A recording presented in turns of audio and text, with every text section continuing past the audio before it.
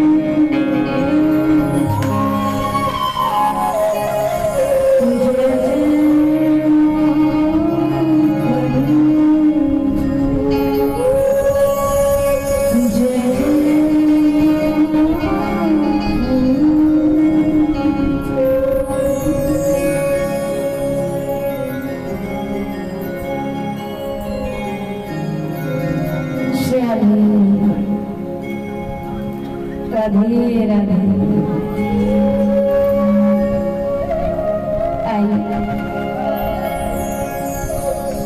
द्वितीय दिवस इस परम पावन मेला में प्रवेश करने से इस मन को, इस ध्यान को एकाग्रचित करते हैं।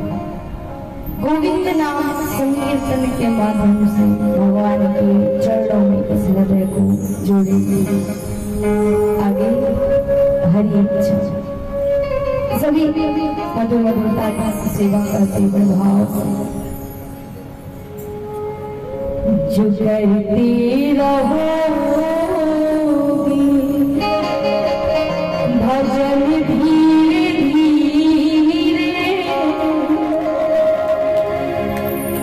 तो मिल जाएगा सजन धीरे धीरे।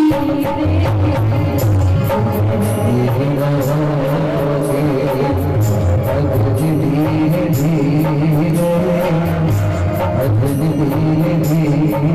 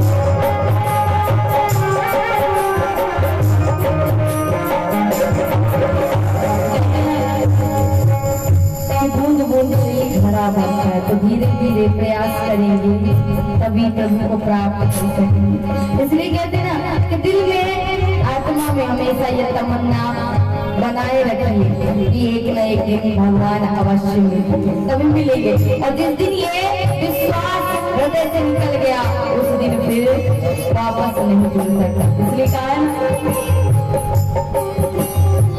और चले उनसे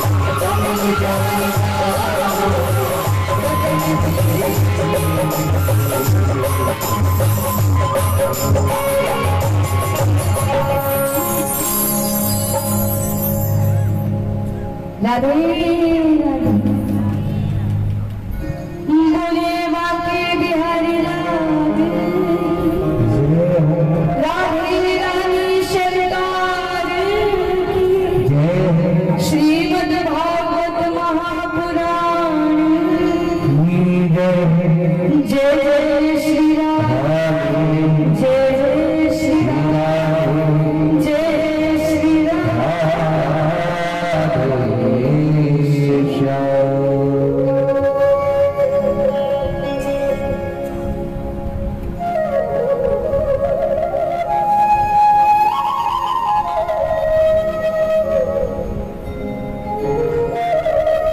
यशोदा नंदन गावांग में शुरू श्रीमद् भागवत महापुराण, जिसकी आज द्वितीय दिवस परम पावन होगा। कहते ना, जब हम कथा श्रवण करते हैं तो समय ऐसे निकलता है कि सप्तम दिवस जीवन की ये 7 दिन कैसे बीत गए पता नहीं चलता। तो आज द्वितीय दिवस की वेला है। भगवान की असीम कृपा, ऐसा आशीर्वाद साक्षात राधा रानी ठाकुर जी की जब कृपा होती है तब कहीं जा करके हमें ये कथा श्रवण करने का वो सौभाग्य प्राप्त हो पाता। कहते ना कि भाग्योदयेन बहुजन्म समर्जिते सत्संग चलते पुरुषो यदावे। अर्थात ये सत्संग का ये जो क्षण है, ये कथा की जो कृपा है, ये हमें तब प्राप्त होती है जब हम अनेक जन्मों से, कई जन्मों से प्रयासरत होते हैं। और ऐसा नहीं है कि ये हमारे भाग्य से मिला है, हमारे भाग्य से नहीं मिला है, भगवान की कृपा से मिला है। भाग्य तो हमारा था, लेकिन यदि भाग्य पर जब तक भगवान की कृपा का वो रंग नहीं चढ़ेगा तो भाग्य से कुछ नहीं मिल सकता। इसलिए हमारा ये परम सौभाग्य और भगवान की अहैत की कृपा दोनों का मिलन हुआ, तब कहीं जा करके हमें अपने जीवन को धन्य बनाने के लिए ये कथा पुनः एक बार श्रवण करने का ये सौभाग्य प्राप्त हो पाए। तो सभी पराये हुए श्रोताओं को हमारी व्यासपीठ के माध्यम से प्यार भरा राधे राधे। अच्छा, आपके इस नगर में बाबाओं की कमी है क्या?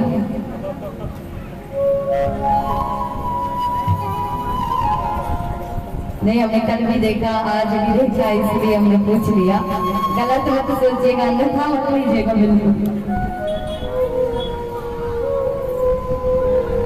कहते ना, अब इसको किसी के लिए भी मान लीजिए जिसके पास समय नहीं है कि भटक रहा है जीव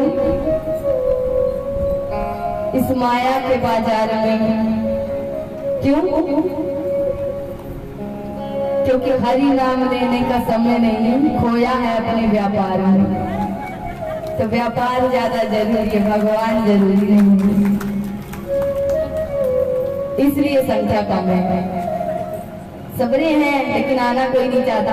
ऐसा करवा देते हैं कि जो साउंड, जो आवाज बाहर जा रही है उसको बंद करवा देते हैं। कुछ लोग तो ऐसा आनंद ले रहे हैं महाराज कि घर बैठ करके चलो, सुनाई तो दे रहा है ना।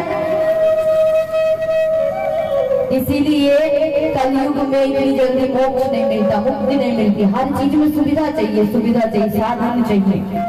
घर में बैठ के सोफे में आराम से कथा सुन रहे होंगे, बहुत से लोग होंगे यहाँ पर जो घर से नहीं आ रहे होंगे, पड़ोस में ही कथा चल रही है, सोचते होंगे कहाँ जाए, वहां जाकर के क्या करेंगे, यहीं से श्रवण कर लेते हैं, कथा ही सुननी है। पर ऐसा नहीं है,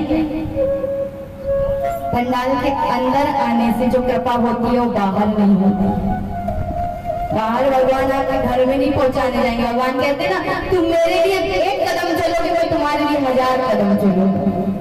और हम सोचते हैं कि घर में बैठ करके कथा श्रवण करते हैं, तो ऐसा संभव हो ही नहीं सकता।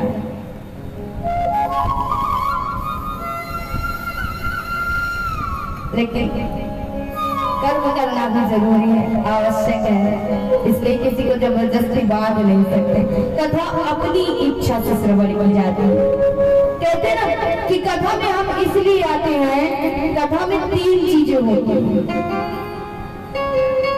अर्पण, दर्पण और समर्पण। इस पंडाल के अंदर इसलिए आते हैं, कथा तो हम घर में भी सुन सकते हैं, श्रवण कर सकते हैं, आजकल बहुत सी साधन सुविधाएं हैं। पहले के समय पे जब परीक्षित जी ने मोक्ष प्राप्त किया था, सुखदेव जी ने कथा श्रवण कराई थी, तो साउंड नहीं था महाराज, ये मुख्य ही साउंड था और इसी के द्वारा श्रवण कराई थी। इसलिए परीक्षित को मोक्ष जल्दी मिल गया। अब जितनी सुविधाएं हैं उतनी दुविधाएं हैं। कहते हैं ना जो शेष है वही विशेष है और फिर बाकी अवशेष है। अवशेष क्यों कहा? क्योंकि फिर तो वही होगा कि दीवार पे फोटो में टंग जाएंगे, अवशेष ही बचा ना। तो जो शेष है ये शेष है और यही विशेष है और बाकी सब अवशेष है। इसलिए कहा कि कथा हमें हमारा ही आईना दिखाती है। कथा है एक दर्पण। अर्पण अर्थात अर्पण हम किसको करते हैं? तर्पण जो करते हैं वो किसको करते हैं? हमारे जो पूर्वज होते हैं, तर्पण उनका होता है। हम जो उनको देते हैं वो है तर्पण। दूसरा है दर्पण। दर्पण क्या है? शीशा है। तो